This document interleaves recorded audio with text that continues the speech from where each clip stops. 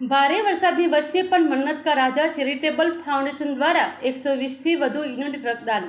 Bilimora Mannat Ka Raja charitable foundation register number A752 Navsari દ્વારા અતિશય ભારે વરસાદની માહોલમાં પણ 120થી વધુ યુનિટ રક્તદાન માનવતાના હિતાર્થે સમર્પિત કરવામાં આવ્યું હતું।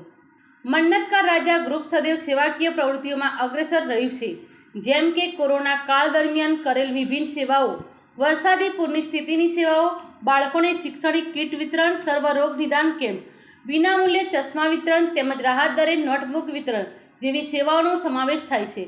આ રક્તદાન શિબિરમાં નાનુભાઈ માવજીભાઈ પટેલ બ્લડ બેંકના ડોક્ટરોની ટીમ ઉપસ્થિત રહી રક્ત એકત્રિત કર્યું હતું। આ રક્તદાન શિબિરમાં રક્તદાતાઓનો ઉત્સાહ વધારવા માટે દેવદીપ ટ્રેડર્સવાળા શ્રી નટુભાઈ પટેલ તરફથી સૂકા મેવાની કીટ અને મન્નત કા રાજા ચેરિટેબલ ટ્રસ્ટ તરફથી છત્રી દરેકને રક્તદાતાઓને ભેટ સ્વરૂપે આપવામાં આવી હતી।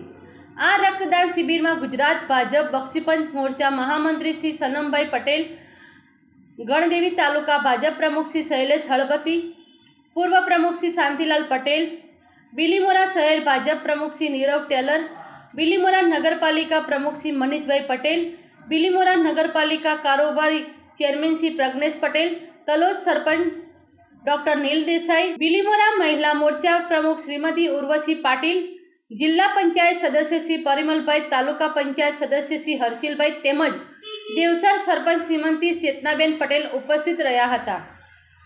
Bureau report Hemalbhai, Bilimora.